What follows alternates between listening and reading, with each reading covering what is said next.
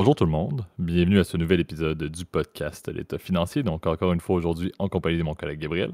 Et salut tout le monde, salut JP. Et pour ce nouvel épisode de la saison 7, on vous fait un au son de la cloche et un instant économie. Là, ceux qui nous écoutent depuis quelques saisons, surtout depuis la dernière saison, c'était presque un acquis que d'un épisode à l'autre, on faisait ces deux segments-là.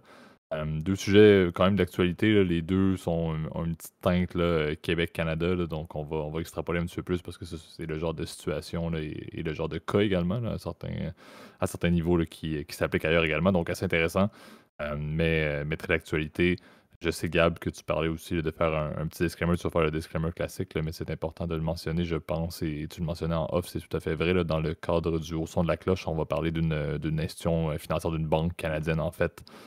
Et surtout de mon côté, Gab, à l'époque, tu sais, de manière plus distante maintenant, là, mais je travaille dans le secteur financier canadien, là, donc l'objectif est d'être impartial et de parler des faits, encore une fois. Là, donc, il n'y a aucune démesure, aucun ajout là, qui va être fait sur l'institution qu'on va parler. Je ne travaille pas pour cette institution financière-là, mais c'est important de le mentionner, je pense, là, effectivement, qu'il peut y avoir une forme de conflit d'intérêt. Là, donc, c'est vraiment des faits. Vous le savez, en général, quand c'est le temps de faire de l'opinion, je fais de l'opinion. Dans un contexte au son de la cloche, je suis assez factuel, donc ce sera le cas, effectivement. Mais il y a beaucoup, beaucoup à parler sur cette institution-là, au-delà de ce qui s'est produit dans les derniers jours, mais également là, de ce qui se produit depuis le début de l'année et même depuis les dernières années, si on peut en parler plus globalement.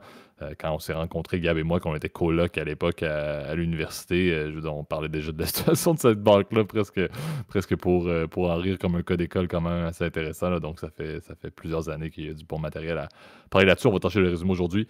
Je te laisse et je te fais la passe, Gab, pour que tu fasses la suite du disclaimer, sachant que là, au son de la cloche, vous pouvez vous en douter, ça sera effectivement lié à une compagnie listée et l'instant économie, toujours important également, là, vu qu'on risque de faire une petite trame peut-être opinionniste là, au niveau du sujet dans le deuxième segment. Ouais, exact. Puis c'est comme tu l'as dit, JP. Puis je pense que ça s'applique évidemment dans tous nos épisodes. Ceux qui nous suivent depuis longtemps, sont bien au courant. Évidemment, quand il s'agit de compagnies qui sont négociées en bourse ou d'autres types de produits financiers, d'ailleurs qu'on n'a pas d'incitatif, etc. Mais sachez-le qu'effectivement, tout ce qu'on dit, évidemment, c'est que notre opinion, ou dans le cas, effectivement, comme tu as dit, on essaie d'être le plus transparent, le plus neutre, en fait, en termes d'information. Il ne s'agit pas d'une recommandation officielle de placement, bien évidemment. On vous invite, évidemment, si jamais vous voulez investir, à faire avec l'argent que vous êtes prêt à perdre, évidemment, et à consulter, évidemment, un conseiller financier quiconque aussi est autorisé, aussi, là où vous vous trouvez, euh, aux États-Unis. Enfin, tu vois, il y a un registre qui existe. En France, c'est le cas, le registre de l'AMF. Même chose au Québec. Euh, je pense que seules ces personnes-là seront en mesure de pouvoir déterminer avec vous si c'est adéquat à votre profil d'investisseur. Consultez un comptable, expert financier. Aussi, si vous avez des questions sur votre profil financier en particulier. Comme tu l'as dit, JP, effectivement, encore une fois, on va essayer d'être neutre, etc., impartial, puis on va dire de pas non plus dénigrer gratuitement parce que c'est pas le but. En tout cas, si on le fait, c'est par la blague là, mais vous comprendrez là effectivement par mes rires parfois là que c'est un ton légèrement ironique là. Donc, je pense qu'on est prêt à lancer le jingle et sauter directement là-dessus. Qu'est-ce que t'en penses, JP? Absolument. Donc, on peut lancer le premier segment pour l'épisode d'aujourd'hui, le Au son de la cloche.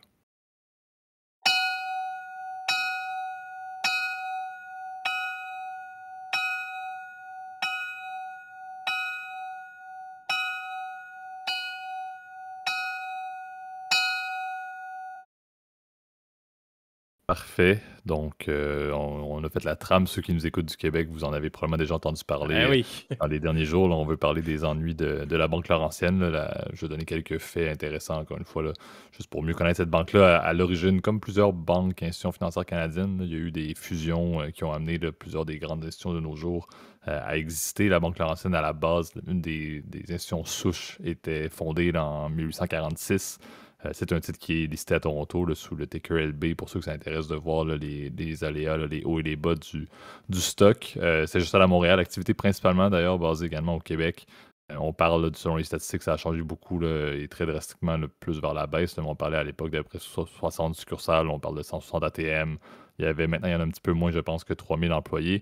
Mais on parle d'une compagnie là, qui, à moins d'avis contraires, est très loin là, du top 5 des grandes banques canadiennes. Là, on parle peut-être de la huitième si on inclut HSBC Canada, qui je pense se situe septième. Là, Et à ce moment-là, Banque Laurentienne serait la huitième en importance. Market cap présentement d'à peu près 1,24 milliard là, au closing de ce lundi d'enregistrement d'épisode. Et c'est un stock qui a perdu le 12% depuis le début de l'année.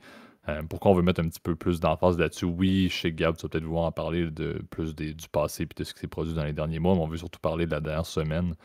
Donc, la Banque Laurentienne a subi des ennuis quand même assez considérables au niveau de l'expérience client. Il y a eu en fait des ennuis informatiques qui ont fait en sorte que plusieurs clients, surtout au niveau particulier, mais également commercial, n'avaient plus accès à leur banque en ligne, n'avaient plus accès à faire même à un certain point accès à leur compte presque complètement, à l'exception de leur partenaire de crédit qui est Visa, si je ne me trompe pas. Donc vraiment là, un contexte où les clients étaient un petit peu mis à mal de ne plus avoir accès à leurs finances, qui est un acquis normalement du système financier. Là. Chaque institution a l'obligation de rendre accessibles les dépôts et les retraits et n'importe quelle forme de transaction. C'est presque l'acquis depuis le fondement des banques. Et souvent, on parle de pannes de ce type-là qui peuvent durer quelques heures. Puis quand ça fait quelques heures, ça fait les manchettes, que ce soit une banque américaine, une banque en Europe, une banque canadienne. Normalement, ça devrait être le cas. La Laurentienne, la résolution n'est même pas encore complétée aujourd'hui. Je pense que ça fait déjà 8 jours complets que la panne a commencé. Donc, on se retrouve avec un contexte qui est assez fascinant, du moins en termes d'historique, parce que ce n'est pas c'est pas une petite banque. Oui, encore une fois, ce n'est pas, si on parle de l'organigramme des grandes banques canadiennes, par exemple, on a la Banque Royale du Canada, qui est une des grandes banques également en Amérique du Nord, mais c'est sûr que le système financier canadien est plus petit. Là. Ça serait arrivé à une grande institution américaine, c'est sûr que ça aurait fait les manchettes. Ce qui est assez étonnant, c'est que la résolution n'est pas encore là, et non seulement la résolution n'est pas encore là, donc 7, 8, 9, et ça va continuer possiblement avant une résolution complète de l'expérience et des services. Non seulement ça s'est arrivé, mais il y a eu aussi une gestion qui a été assez problématique, justement. On en parlait, les médias ont commencé à soulever ça, puis ça a été mis au jour, mais on n'entendait pas beaucoup de nouvelles de la part de la direction de la Banque Laurentienne, et ça a amené justement aujourd'hui à ce que la PDG soit démis de ses fonctions par le conseil d'administration. Le président du conseil d'administration a également été remplacé, donc on se retrouve avec soudainement effectif immédiatement un nouveau PDG et un nouveau président du conseil d'administration qui doivent remettre en place, non seulement mettre un terme à cette grande panne-là qui affecte énormément là, les clients en place, mais également doivent remettre la Banque Laurentienne sur les rails par la suite, parce que qui dit 7-8 jours où je n'ai pas accès à une expérience client complète, c'est sûr qu'en tant que client, on a peut-être surtout de nos jours avec la facilité de transfert à certains égards, là, certains vont dire, je vous écoute, que c'est pas si facile que ça, transférer tous ces actifs et ces passifs d'une banque à l'autre, mais c'est quand même beaucoup plus simple que ce l'était à l'époque, disons-le comme ça. Mais on se retrouve quand même avec une crise qui n'est pas terminée, là, donc la rétention des clients va être majeure. Et qu'est-ce que cette banque-là peut faire maintenant? C'est là où il y a quand même beaucoup de points d'interrogation. Donc, globalement, huitième banque en importance, panne majeure, ça fait les manchettes beaucoup plus maintenant. Il y a un recours collectif également qui a été déposé, une action collective qui a été déposée par un bureau d'avocats montréalais aujourd'hui également. Donc, on se retrouve avec une situation très critique, mais également, c'est important de mentionner que cette banque-là avait quand même eu quelques problèmes dans les derniers mois, dernières années.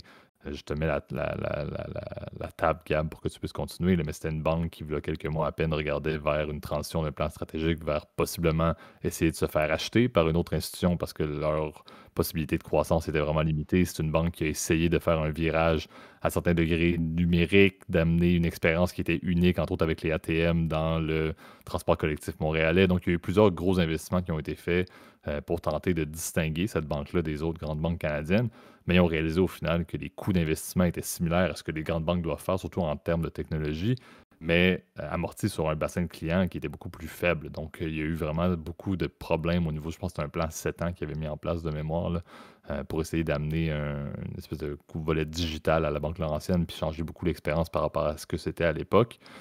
Mais ça ne s'est pas concrétisé. Eh bien, on voit encore une fois la panne maintenant est un petit peu la cerise sur le Sunday de faire réaliser, bon, oui, OK, il faut peut-être amener du sang neuf, puis essayer même de revoir les priorités puis le plan stratégique de l'institution parce que c'est sûr que ça ne rend pas cette banque-là attractive pour une acquisition potentielle. Ça l'était déjà pas dans les derniers mois, ça l'est peut-être pas plus maintenant. On s'entend avec une panne de 8 jours qui continue et que la résolution n'est pas encore complétée. Donc, c'est assez fascinant. Je sais que Gab, tu as peut-être des points à ajouter. J'ai mis, comme je t'ai dit, je t'ai mis la table, puis je note d'avance. Le buffet est fait, le buffet est servi, là. Je te rappelle d'avance le point que tu as mentionné, tu risques de faire des petites pointes et des blagues par-ci par-là parce qu'il y en a beaucoup à faire quand même. Donc, c'est important de rester sur les faits, mais je sais que tu vas vouloir le faire parce que c'est véridique. Les points qu'on parle maintenant, je me souviens très bien qu'on en parlait. Là, ça fait quoi? Ça fait 7 ans qu'on se connaît. On en parlait à l'époque. Donc. C'est vrai, et puis je pense que l'argument, je pense, se tient toujours, c'est que j'ai toujours connu cette banque-là, on va dire, en difficulté, en fait, depuis que je suis au Canada. Enfin, vous le savez, j'en ai déjà parlé. Moi, ça fait depuis 2015 que j'habite ici et je connais personne qui est client chez eux. Pour une raison simple, c'est que cette banque-là, je pense, a fait tout ce qu'il ne faut pas faire, en fait, en termes de stratégie, etc. Ils ont accumulé énormément de retard dans leur digitalisation. Enfin, c'était limite pathétique, hein. Je veux dire, pour vous donner juste un aperçu même simple, c'est que la Banque Laurentienne n'a sorti son application mobile que l'année passée, en 2022 quand même. Donc déjà, tu te vois un peu le contexte dans lequel tu as effectivement et cette banque-là. Euh, Bon, comme tu l'as dit, c'est sûr que c'est un contexte qui est un peu particulier. Alors, tu as dit que c'était la huitième banque. Petite correction, c'est la septième en fait. Puisqu'en fait, l'autre groupe financier que je pense que tu voulais mettre en septième position, en fait, n'est pas une banque. Donc, n'est pas inscrite, n'a pas de compte à la Banque du Canada. Donc, c'est pas une banque à proprement parler, mais ce sont des caisses populaires, pour pas nommer le nom. Je pense que ceux qui habitent au Québec devineront lequel ça correspond, celle avec le logo vert. Là. Je pense que vous êtes assez l'hexagone avec un logo vert, là, c'est facile. Euh, et comme tu l'as dit, effectivement, bah, cette banque-là a subi, on va dire, énormément de problèmes et de virages stratégiques même dans les 5-10 dernières années, hein, puisque, comme on le sait, en fait, l'ancien président de la banque, qui était Monsieur François Desjardins, ce qui est assez ironique parce qu'il porte le nom de famille de son compétiteur principal. Ça, c'est une mauvaise blague, là. Vous m'excuserez, là, c'est assez limite.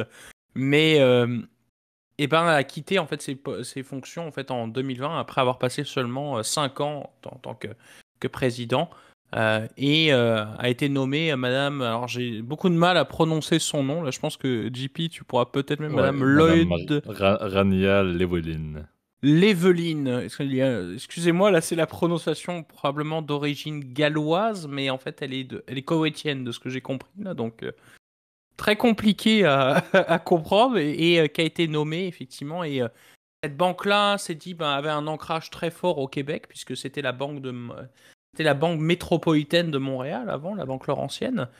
Et ben a essayé de se diversifier à l'extérieur du Canada, ça a pas à l'intérieur pardon dans ce qu'on appelle le Rest of Canada au Québec là, donc en Ontario etc. Ça a pas marché, ils ont essayé de se lancer dans la banque en ligne. Je pense que les succès sont très limités puisque encore une fois, je connais personne qui a de compte avec eux. Enfin, franchement, faites le test. Honnêtement, qui a un compte chez eux, quoi. Je pense que c'est le meilleur indicateur aussi. Pour savoir est-ce que ça marche ou pas. Bah non, le résultat, c'est qu'effectivement, ça marche pas. J'ai même connu, moi, à l'époque, tu vois, quand j'étais conseiller financier, d'anciennes personnes, beaucoup de clients qui les quittaient parce qu'ils avaient fait tout un plan de coûts d'austérité en coupant plein de succursales. Donc, ils avaient coupé, je crois même jusqu'à 75% en fait des postes en succursale. Donc, tu avais beaucoup en fait, d'agences locales là, où bah, il n'y avait plus personne en fait. Où on disait, bah, va sur Internet, mais on n'a pas d'appli mobile. Donc, déjà, je sais pas tellement si ça donne confiance, etc. de se dire, bon, est-ce que je vais rester avec eux? Et leur clientèle était de plus en plus restreinte, je pense. Et même au niveau des employés, moi, j'ai connu des gens qui travaillaient là-bas et qui disaient, attends, c'est arriéré, quoi. Enfin, t'as l'impression d'être 20 ans en arrière, quoi. Et je pense que la Laurentienne, c'est la raison, en fait, qui se dit, bon, bah, autant aller vers cette espèce de tentative, évidemment, de vente. Mais bon, les dernières nouvelles que tu as données, JP, évidemment, je pense qu'on va pas du tout aider, effectivement, en ce sens-là. Je pense que déjà, tout ce qui est les questions maintenant, en plus de cybersécurité, etc., puis de plateformes numériques sont devenues cruciales sur les institutions financières. Je veux dire, une banque qui n'est pas capable d'avoir pendant 6 jours, d'être opérationnelle pendant 6 jours, je veux dire, il y a un vrai problème là. C'est déjà arrivé, hein, des pannes bancaires pendant quelques temps. Je me souviens, il y a quelques années, JP, je ne sais pas si tu te souviens de cet événement-là, mais on avait notre système de transfert là, qui s'appelle Interac, là, pour ceux qui vivent au Canada, ils sauront de quoi on parle, là, mais qui n'avait pas fonctionné pendant quelques jours, et je sais que ça avait été une pagaille sans nom, là, avec des gens qui se mettaient à retirer de l'argent cash, hein, c'était assez pathétique, mais ça avait été résolu en 48 heures. Là, on parle de 6 jours, je veux dire, 6 jours, c'est assez grave pour que tu puisses, par exemple, manquer, par exemple, des prélèvements automatiques sur ton compte, que tu n'arrives pas Imaginons, je sais pas, tu as par exemple un dépôt de paye qui rentre tel jour, mais que de l'autre côté, tu as un prêt qui doit passer, et ben ça se retrouve sans provision, tu vois. Donc ça peut aller vraiment très, très loin, hein. Je sais qu'il y a même des gens, et corrige-moi si je me trompe, là, mais qui commençaient à appeler les agences de crédit, là, donc Equifax, TransUnion, parce que tu avais des paiements qui passaient pas, en fait, dans leur. Et c'était pas de leur faute, parce que c'est juste leur banque ne marche pas, tu vois. Donc. Ça peut aller très très loin, hein, je veux dire, c'est le fait d'avoir un compte bancaire qui fonctionne pas. On se rend compte aujourd'hui, même, on est très dépendant effectivement de notre compte bancaire. Enfin, tu vois, si demain tu me dis, Gabriel, ta carte est bloquée, je risque de pas être très content non plus, quand même. Malgré que j'ai pas de problème, on va dire, dans ma trésorerie, mais tu sais, c'est quand même embêtant. Exact. Puis tu sais, je pense un des points qu'il faut toujours rappeler, c'est la gestion de la crise. Au-delà de ils n'ont pas encore eu la capacité de régler l'enjeu et la panne technologique, même s'ils ont clairement mis des personnes jour et nuit là-dessus. Puis oui, on vient de passer un week-end et c'était un long week-end dans le système bancaire canadien parce qu'aujourd'hui était une journée fériée. Donc on se retrouve avec des personnes qui ont travaillé jour et nuit. La crise n'est pas réglée. Je l'ai mentionné très brièvement tout à l'heure. Le plus gros a été le fait que ça a été tellement mal géré par leur équipe de communication. Leurs coms ont été absolument inexistantes pendant les premiers jours. Moi, je l'ai appris, et on le rappelle, je travaille dans le secteur financier. Je l'ai appris après 3 4 jours de panne, tu sais, parce que ça a commencé à sortir dans les médias, mais on n'a pas vu la PDG qui a été démise de ses fonctions maintenant, mais on ne l'a pas vu sortir jamais nécessairement devant les médias. On ne l'a même pas vu. En fait, théoriquement, je n'ai pas consommé un paquet de matériel non plus média sur ça, je dois l'avouer, mais je ne l'ai pas vu du tout, là. Donc, il n'y a pas eu de communication facile. Tu l'as mentionné, c'était pas déjà une institution qui s'en allait avec une amélioration extrême de l'expérience client. Il réduisait les succursales, il réduisait les ATM, il réduisait, tu sais, l'appli mobile fonctionnait, mais on voit que maintenant, elle marche pas du tout. Le qui a été lancé l'année passée, mais elle marche déjà pas depuis 6 jours. Donc, ça, c'est sûr qu'on voit que c'était même pas nécessairement hyper stable, mais il y a vraiment eu un problème avec la com. Puis, tu sais, un des points qui avait été soulevé à l'époque lorsque Mme Llewellyn, je pense que c'est en 2020, qui est arrivée au niveau du poste de PDG, mais tu l'as mentionné, et moi également, c'est une institution montréalaise, une institution qui a la majorité de sa business au Québec. Le siège social est à Montréal, mais Mme Llewellyn est une anglophone unique qui a décidé de l'idée à partir du bureau de Toronto. Donc, c'est sûr que là, avec la crise qui se passait avec une bonne majorité de la clientèle qui était basée au Québec, ça n'a pas non plus aidé qu'il n'y a pas eu cette proximité-là. Et je pense que ça a été un autre gros domino qui est problématique. Puis on verra ce qui se passe maintenant avec son successeur, là, qui est M. Éric Provost, là, qui était dans la compagnie depuis quelques années, si je ne me trompe pas, dans des postes de gestion variés, dont au niveau des services particuliers et commerciaux, là. Donc on verra c'est quoi la suite, mais c'est certain que ça ne vient vraiment pas aider parce que ces clients-là, du jour au lendemain, dans n'importe quelle industrie, que ce soit au Canada ou ailleurs dans le monde, on sait que les services financiers aux particuliers et également au niveau des commerciaux, là, mais spécifiquement au niveau des particuliers, c'est facile de dire, OK, déjà maintenant, il y en a plusieurs qui ont clairement des rendez-vous dans d'autres institutions financières pour pouvoir transférer toutes leurs choses. Et ça devient un argument clé, un de plus, certains vont dire également, parce que la Banque Laurentienne offrait déjà des arguments similaires depuis bien des années. Gab, tu l'as mentionné, il était conseiller financier à l'époque. Tu avais clairement une capacité de pouvoir parler à des clients qui avaient des actifs ou des passifs à la Laurentienne parce qu'il y avait déjà quelques problèmes. Mais là, maintenant, c'est sûr que c'est encore une fois, c'est quelque chose qui va rester pour tellement longtemps un argument pour favoriser le fait que les clients sortent de la Laurentienne que j'ai de la misère à croire comment est-ce qu'ils vont développer de l'acquisition client au net, t'sais. Ils vont clairement continuer à en perdre et à un rythme qui va être encore plus élevé avec ça.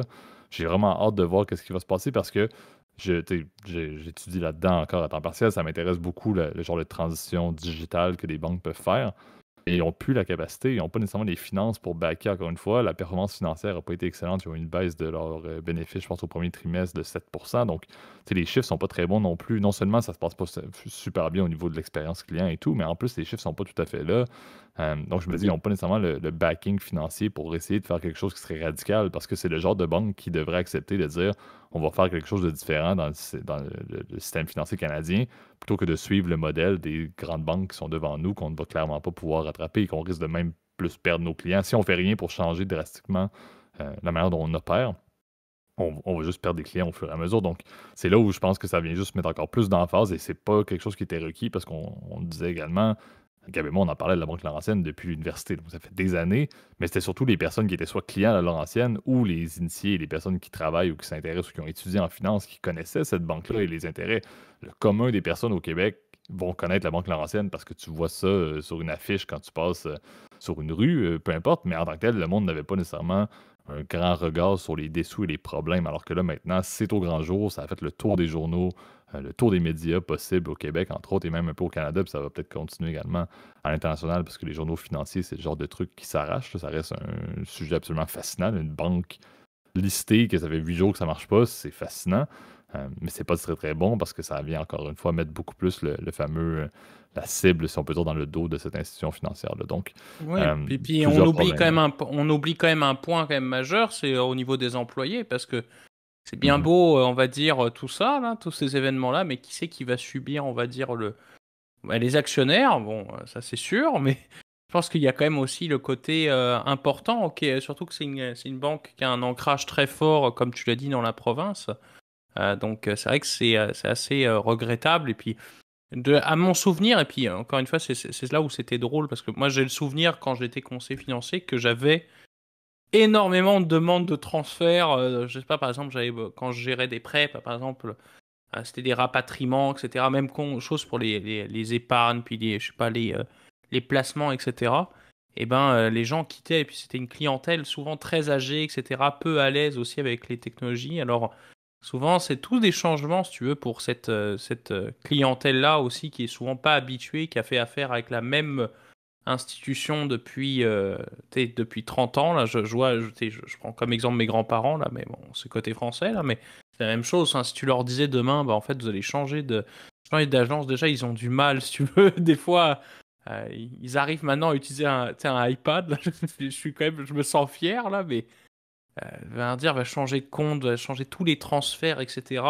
C'est tout un bouxon, et je pense que ça complexifie évidemment beaucoup de choses pour à toutes les parties prenantes, bah, les clients, effectivement, les employés, les actionnaires, aussi la communauté, aussi les gens qui ont accès, qui ont leur succursale. C'est ça qui est encore resté ouvert. C'est sûr que c'est embêtant pour eux, là. Donc, je sais pas trop comment ça va se profiler, en sachant que la transaction qui avait été annoncée en début d'été a finalement été annulée, là, parce que je crois que c'était Deloitte qui était censé s'occuper du mandat de la vente de la Laurentielle. Je pense que ça a complètement foiré, il n'y avait pas assez d'acheteurs. Euh, Puis, juste pour te donner un horizon de comparaison, là, pour te dire la capitalisation boursière du comparable le plus cohérent, c'est la Banque nationale, qui est la deuxième banque, enfin, la deuxième banque ou institution financière au Québec. Et leur capitalisation boursière est d'environ 30 milliards versus, comme tu me disais, même pas 2 milliards, enfin, tu vois, pour la Mhm. Laurentienne. Donc, je pense que tu le vois très bien avec les chiffres, c'est quoi le profil de croissance, effectivement, là, dans ce dossier-là. Et je compare même pas aux autres banques canadiennes qui sont des mastodontes, évidemment, beaucoup plus grosses, évidemment, que les deux institutions qu'on a mentionnées précédemment, là. Exact. Tu sais, je pense pour conclure le sujet, c'est un très bon point que tu as mentionné sur les employés parce que les employés souvent sont aussi clients dans le monde bancaire. Donc, à la fois, ils ont un peu C'est vrai? d'incertitude liée à ce qui se passe dans leurs activités présentement en rentrant au travail demain et même depuis la semaine passée. Là, c'est pas super jojo, clairement, au niveau du travail, mais également, ils sont clients de cette institution-là. Là. En général, les dépôts se font dans le compte directement. Tu ouvres ton compte chèque avec ton employeur quand tu travailles dans une banque. Donc, c'est sûr que c'est un très bon point à ajouter.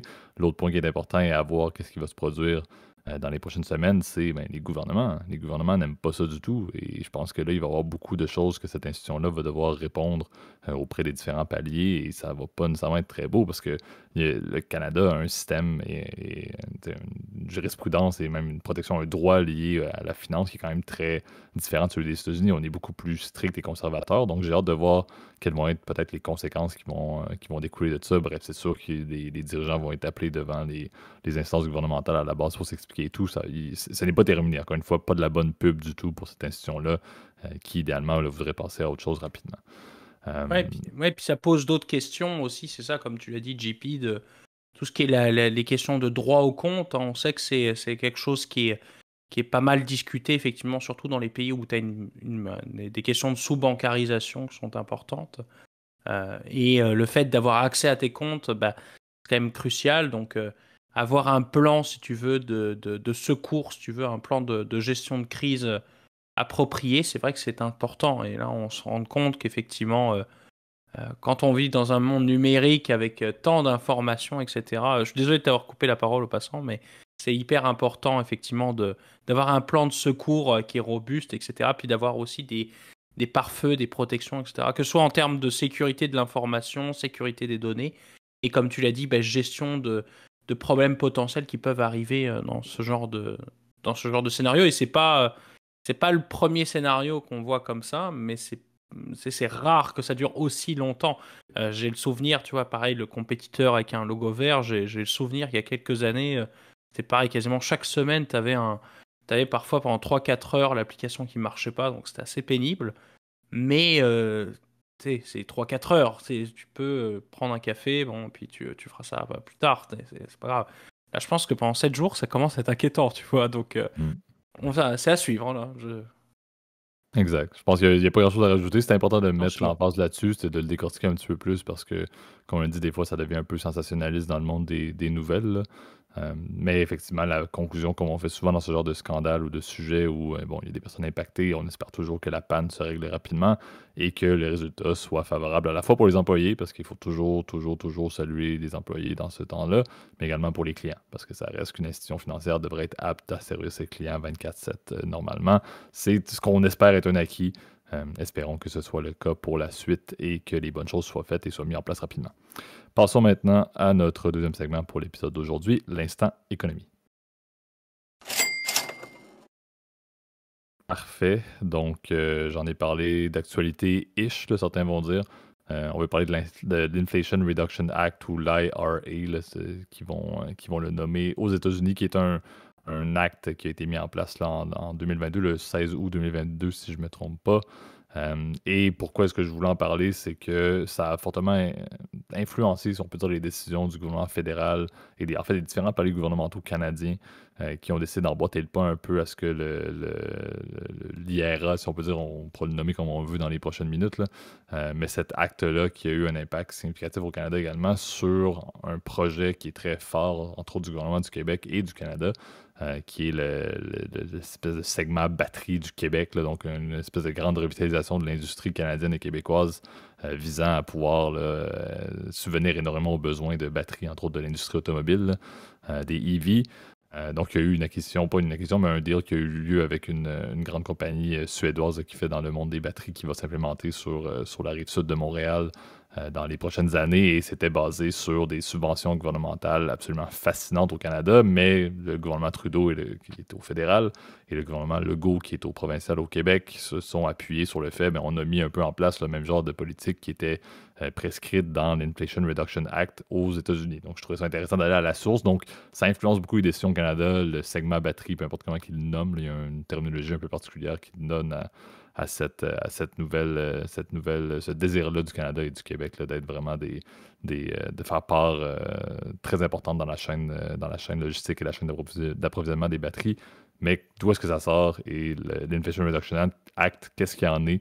Je trouve ça bien. Donc, c'est passé sous Biden, vous pouvez vous en douter, là.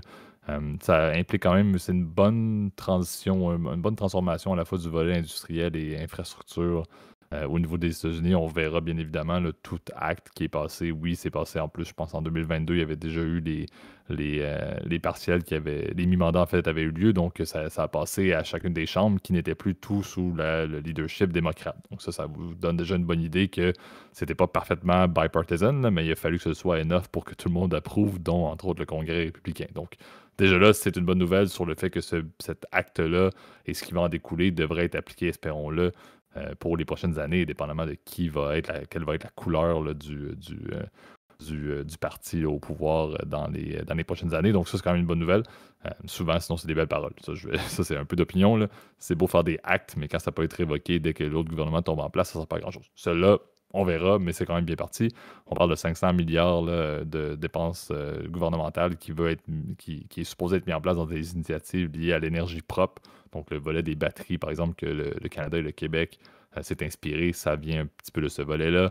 Réduire les coûts au niveau des frais médicaux ou des soins de santé. Donc, ça, c'est un point américain qu'on connaît très bien, avec le coût du healthcare qui est toujours très élevé, mais également un volet dans du spending pour améliorer les revenus de taxation pour l'IRS. Donc, c'est 3 volets, donc Clean Energy, Healthcare, puis Tax Revenues. L'objectif, encore une fois, est de passer par les différentes instances gouvernementales. Là. C'est sûr que ça ne sera pas nécessairement... ça va être l'idée, entre autres, par le département du Trésor, etc., le département de l'Environnement, Health, Human Services, etc. Bref, on peut s'en douter. Donc, ça va être, encore une fois, comme le gouvernement américain, très tentaculaire, la répartition de ce 500 milliards de dollars US-là. Mais les retombées vise à amener, oui, davantage d'opportunités, une recentralisation sur l'efficacité américaine. Là. Le but, c'est de rendre l'économie américaine encore plus efficace et encore plus indépendante, entre autres, et je te passe la parole là-dessus, Gab, après, là, très, très ciblée vers la Chine. Donc, ce que cet acte-là avait comme fondement, c'est bien beau, c'est America First, oui, blablabla, on sort les violons et puis les tambours, là, les tambours et trompettes, tout le monde est heureux.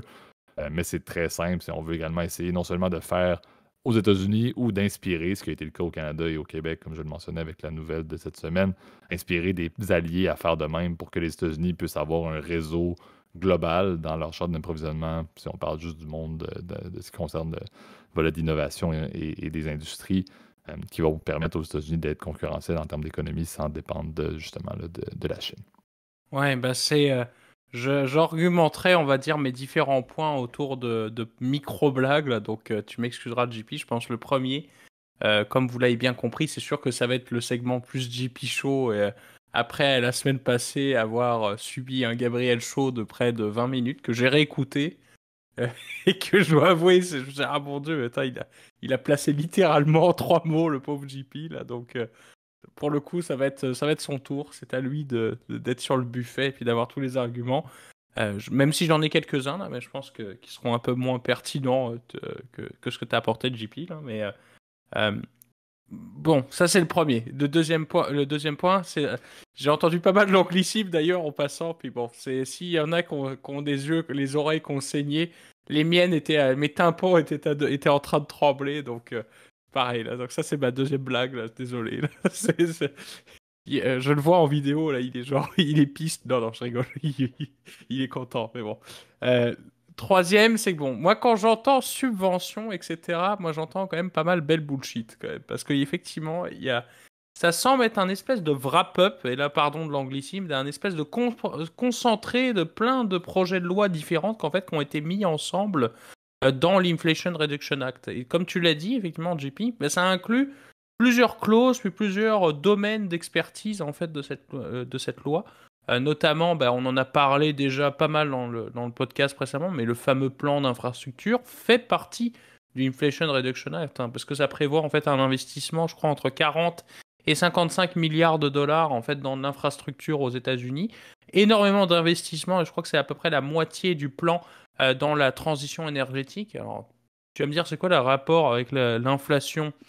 J'en ai aucune crise de bonne idée, comme on dirait au Québec. Je vois pas le rapport. Comme si j'appelais ça je sais pas, la loi de transformation du numérique. Puis en fait, c'est sur, je sais pas, c'est sur c'est une loi de finances publiques. Ça n'a pas de rapport, donc je trouve que c'est rien que pour ça, c'est déjà très difficile à suivre. Et tu vois, j'ai essayé de me faire des espèces de résumés avant de commencer l'épisode, et c'était très complexe d'avoir énormément d'informations parce que c'est encore une fois tout un concentré. Tu l'as dit, il y avait des questions évidemment qui étaient assez consensuelles au sein des deux chambres. C'est pour ça que je pense que cette loi-là ne sera pas révoquée effectivement à l'arrivée des Républicains, parce qu'il y a eu, si jamais ils arrivent, en tout cas à la Chambre des représentants, parce que je crois que corrige-moi si je me trompe, mais les démocrates ont encore la Chambre des représentants, ou c'est le contraire, ils ont le Sénat, C'est le hein, c'est Sénat. ça? Les démocrates ont C'est encore le ça. Sénat, la Chambre des représentants, Ouais, et le passé Congrès. républicain. Exactement. C'est ça. Puis d'ailleurs, c'est drôle, il y a aussi de l'instabilité au niveau du chef des Républicains à la Chambre des représentants, c'est ça. Et même justement, il commence à se penser, est-ce qu'on n'irait pas le foutre dehors, etc. Ouais, Donc, ça, on sait que McCarthy, à la base, ça a été très compliqué là, pour qu'il y ait sa ouais. nomination. Ça, on avait fait un épisode là-dessus. Et en fait, c'est que l'aile est un peu extrême des républicains dans le Congrès continue à faire des siennes à chaque vote possible pour ne pas nécessairement voter automatiquement avec les républicains. Donc, ça complique énormément la tâche parce que, et là, je te redonne la parole par la suite, là, mais si on parle juste des négociations liées au acte, dans la Chambre, les démocrates n'ont pas tout. Donc, c'est sûr que les républicains peuvent déjà essayer d'avoir des avantages ou des modifications des actes qui sont proposés par les démocrates à la base. Mais non seulement ils veulent faire des modifications, mais dans les modifications que les républicains demandent, les républicains s'entendent même pas sur les modifications à demander. Parce que l'aile extrême un peu plus du Parti républicain fait du trouble à chaque fois. Et McCarthy a besoin de ces personnes-là pour voter au final. Donc, c'est un bordel complet parce qu'il y a réellement comme 3 groupes à la Chambre d'une certaine manière, parce que l'aile républicaine un petit peu extrême fait du trouble et ne garantit pas automatiquement d'appuyer le côté républicain à chaque vote requis. Ouais, bah, c'est un peu comme un scénario en fait chez les démocrates en fait où finalement tu as une aile gauche qui est maintenant représentée par AOC, puis je me souviens jamais là du nom de la représentante du Wisconsin là qui est d'origine je crois syrienne. Corrige-moi encore une fois si je me trompe pas là, mais qui apparaît pas mal on va dire sur les vidéos, les TikTok, on va dire un peu plus de gauche là. Donc c'est un contexte aussi politique qui est particulier, mais c'est ça, c'est un peu un espèce de fourre-tout. Et c'est ça que j'ai un peu de. C'est typiquement américain d'ailleurs. Ça, c'est mon côté chauvin qui va reprendre. Donc là, c'est la quatrième blague, vous l'aurez compris. C'est un côté typiquement américain de mettre effectivement, d'essayer de mélanger effectivement plein de lois différentes. Enfin, tu vas me dire là, par exemple, là, il y a eu le changement par rapport à des clauses qui sont liées au remboursement, on veut dire, de certains produits, notamment l'insuline, puisque ce dernier, le coût de l'insuline va être limité, je crois, avec ce programme-là, à 65 dollars par mois maximum là, pour les Américains. C'est d'autant plus, comment dire, inquiétant, c'est que l'insuline, c'est un produit qui est disponible, je pense, partout dans le monde pour des prix complètement ridicules. Hein. Je veux dire, c'est des centaines de milliers de personnes, voire des millions de personnes dans le monde qui vivent, qui ont besoin de l'insuline tous les jours. Et puis, on le trouve, je crois, dans la plupart des pays à moins de 2 dollars par dose, alors qu'aux États-Unis, bah, les prix étaient complètement délirants, justement avant l'instauration de ce prix maximum. Là, les compagnies pharmaceutiques se faisaient des milliards sur un produit tout con, là, je veux dire, qui est facilement fabricable ou qui n'a plus de brevets, etc. Parce que la question des brevets est assez cruciale hein, aux États-Unis, puisque c'est là où les compagnies. Pourquoi les compagnies investissent d'ailleurs en recherche médicale aux États-Unis, bah, c'est que tout simplement c'est là où c'est le plus rentable. C'est malheureux, c'est le capitalisme. Hein. C'est là où les gens les compagnies elles sont pas stupides, elles vont investir là où elles peuvent effectuer le meilleur rendement sur leur capital investi, tu vois.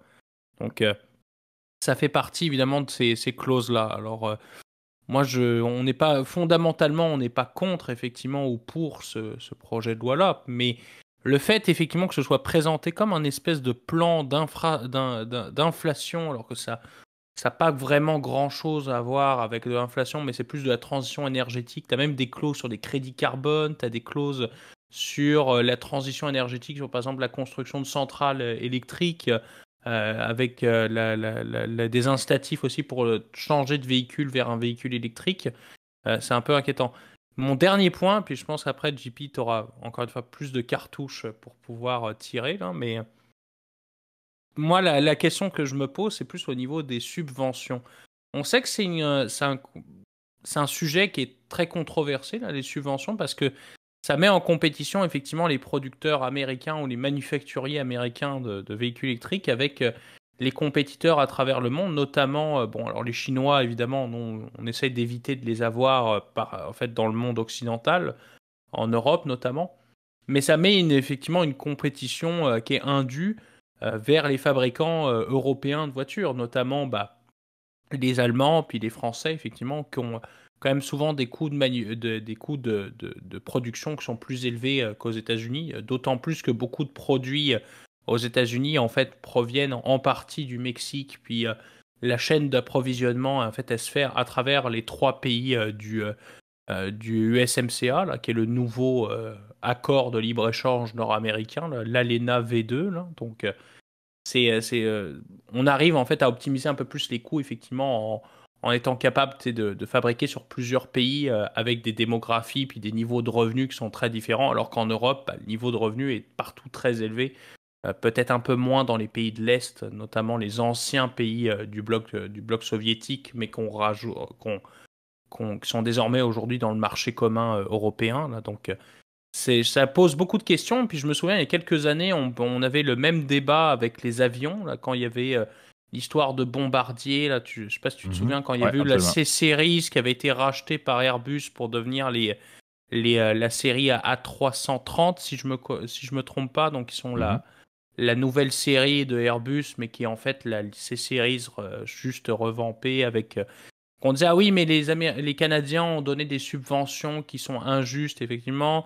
Airbus a des subventions européennes alors que Boeing en a pas, alors qu'en fait Boeing en a évidemment énormément. Enfin, ils se sont gavés même de contrats publics gouvernementaux, parfois surpayés parce que Boeing, en fait, respectait pas les conditions en fait de marché pur, alors que il y a les mêmes problématiques, par exemple avec SpaceX, dans le spatial, dans tous les domaines stratégiques, effectivement, pose énormément de questions. Puis je trouve que le fait de rajouter toujours de l'argent public, effectivement, derrière, bah, ça crée de la compétition qui est indue, alors qu'aujourd'hui, dans les règles du marché international qu'on a définies, donc les règles de l'Organisation mondiale du commerce, ça devrait pas être légal et ça devrait pas être normal que ce soit le consommateur, au final, bah, qui... en fait, c'est surtout je veux dire, les citoyens qui se retrouvent à avoir à subir, si tu veux, les aléas d'une concurrence qui est pas parfaite, en fait. Parce que là, du coup, tu crées pas les conditions d'un marché parfait, ce qui serait normalement l'idéal, évidemment, de tout marché. En tout cas, selon les théories économiques, là. Donc, si vous êtes soviétique, évidemment, vous serez pas content. Vous direz, bah non, tout le monde devrait avoir des trabantes électriques, etc. Donc, ce sera pas ou une Lada ou une Ziguli électrique, là, mais c'est pas le cas, en tout cas, dans l'univers capitaliste, là. Exact. Puis, tu sais, je pense un des points qui est important à soulever, c'est de ramener ça sur la logique de ça s'appelle l'Inflation Reduction Act. T'en parlais un peu, là, le contenu ne mène pas nécessairement à une évidence que l'inflation va réduire avec les subventions qui sont données. Moi, mon point est simple, c'est lorsqu'on parle de ramener une compétitivité économique, puis de ramener un petit peu la productivité, puis même l'économie américaine sur les rails à un certain point, on pourrait dire que les subventions, c'est réellement quelque chose qui vient balancer l'inflation facilement, là. Donc, on s'entend que 500 milliards de dollars US qui sort des coffres du gouvernement américain, là, entre autres, pour favoriser les revenus de taxation, ben, il va y avoir quand même des billets qui vont être imprimés là-dedans, là. Donc, il y a certains mécanismes qui vont être utilisés pour que ces 500 milliards-là soient répartis à gauche et à droite dans bon, un menu un peu comme tu l'as dit, avec des corrélations un petit peu louches là, en termes d'endroits où ça va être investi. Reste que les subventions massives, c'est pas quelque chose qui est nécessairement bon pour une économie qui est stable.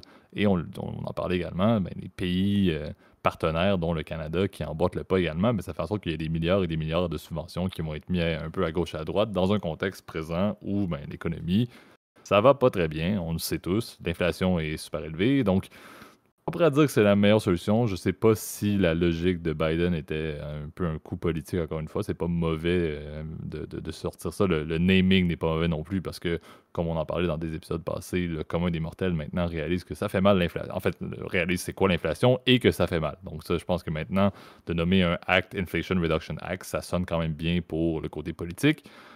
Et je pense que c'est un peu, moi je le vois comme étant, ces subventions-là vont pas aider l'économie, mais l'économie va déjà mal, donc profitons-en pour essayer de, tu disais, revitaliser un petit peu le contexte américain et le contexte de l'industrie américaine. Mais bon, je pense que ce n'est pas parfait. C'est important d'en parler parce que je trouve ça assez fascinant de voir que oui, on en entend un petit peu moins parler au Canada et même, je pense, en Europe également de ce Inflation Reduction Act depuis qu'il a été mis en place. Les fameuses ramifications aux États-Unis ont déjà commencé. Mais je trouve ça fascinant de voir que c'était utilisé justement dans les discussions là, liées à la nouvelle compagnie. Je pense que c'est Norvolt d'ailleurs, la compagnie suédoise que je parlais tout à l'heure, là, qui est venue Exact. supplémenter, qui va lancer une usine en Montérégie pour être exact, là, qui est une région du Québec. Donc c'est assez fascinant que c'était dans l'argumentaire de M. Legault et de M. Trudeau de dire ah ben on a mis ça à un niveau concurrentiel avec ce que les Américains font au sud de la frontière. Ça va juste faire, ça prouve que cet acte-là, on s'en rend pas compte, mais ça va avoir des impacts considérables sur la manière dont les finances publiques et indirectement nos taxes et impôts vont être utilisés dans les années à venir, qu'on soit canadien ou qu'on soit citoyen de n'importe quel pays en Europe.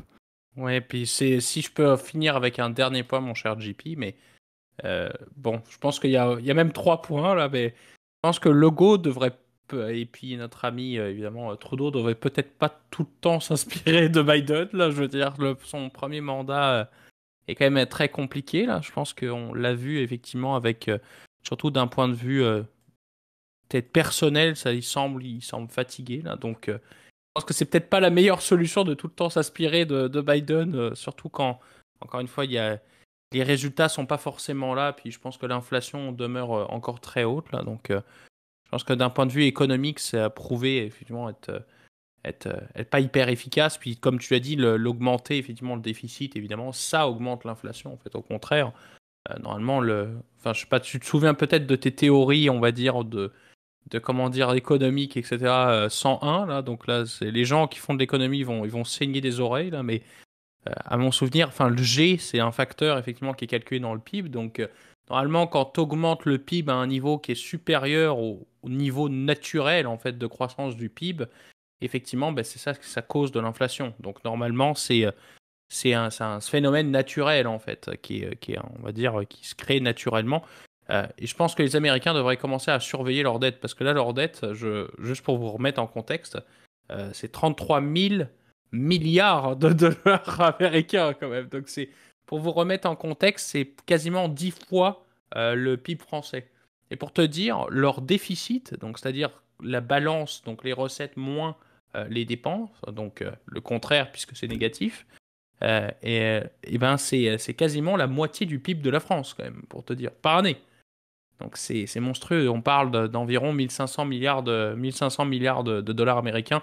J'ai pas fait les traductions en euros, etc. Donc là, il y a ceux qui seront ça n'a pas fait les conversions euro USD, etc. Bon, oui, vous m'aurez compris. Là, j'utilise des chiffres ronds là. Et pour te donner un état de lieu, la dette, et c'est juste le gouvernement fédéral américain, sans compter la dette personnelle et la dette des États aussi américains, c'est quasiment 100 000 dollars par citoyen. Par contribuable, c'est 250 000 dollars. Donc c'est énorme. Hein. C'est pas des pacanes, là, comme on dirait ici au Québec. Là. C'est énorme. Donc à suivre. Et moi, je pense que le côté, évidemment, endettement va devenir très important. D'autant plus que les taux d'intérêt continuent de monter. Nanana, on se répète un peu, mais une charge fiscale qu'augmente, pardon, un déficit qui est quand même important, cumulé à une augmentation de l'endettement public, cumulé à une hausse des taux d'intérêt, c'est un peu la bombe à retardement. Donc, est-ce que j'annonce une prophétie? Est-ce qu'elle va se réaliser? J'en suis assez peu confiant, mais je pense que il faut faire très attention dans un contexte si particulier à pas jouer avec le feu, avec l'argent public. Exact. Donc, je pense que ça fait pas mal le tour pour le segment. Donc, lisez là-dessus. Là. Je pense que c'est assez intéressant, surtout quand ça commence à avoir des impacts sur les décisions politiques et d'investissement là, dans chacun des pays partenaires des États-Unis. Donc, merci tout le monde pour votre écoute, comme à l'habitude. Merci, Gab, également, pour ta participation. Avec plaisir. C'est le classique. Donc, vous pouvez nous retrouver, comme toujours, sur YouTube, qui est la plateforme clé pour les commentaires publics, les partages, les opinions. Là. Donc, n'hésitez pas, encore une fois, de manière courtoise à le partager si ça vous intéresse. Vous voulez faire de manière plus privée. Donc, Gab met toujours l'adresse courriel dans la zone description de l'épisode. Si vous avez apprécié le contenu, mettez un like sur la vidéo, allez vous abonner à la chaîne et mettez la cloche pour avoir les notifications. Et sinon, comme toujours, pour la majorité d'entre vous qui nous écoutez sur les plateformes audio, vous pouvez nous retrouver sur Apple Podcasts, Spotify, Overcast, Deezer, etc. Même chose, allez mettre des likes, abonnez-vous à la chaîne et mettez les notifications. Ça aide encore une fois non seulement à ce que vous puissiez suivre notre contenu en direct, même si on est beaucoup plus stable maintenant en termes de publication, qu'on a pu l'être pendant la période core estivale où on était un petit peu à gauche et à droite. On le mentionnait à chacun des épisodes qu'on était un petit peu en retard d'ailleurs, mais on a repris un peu le rythme classique.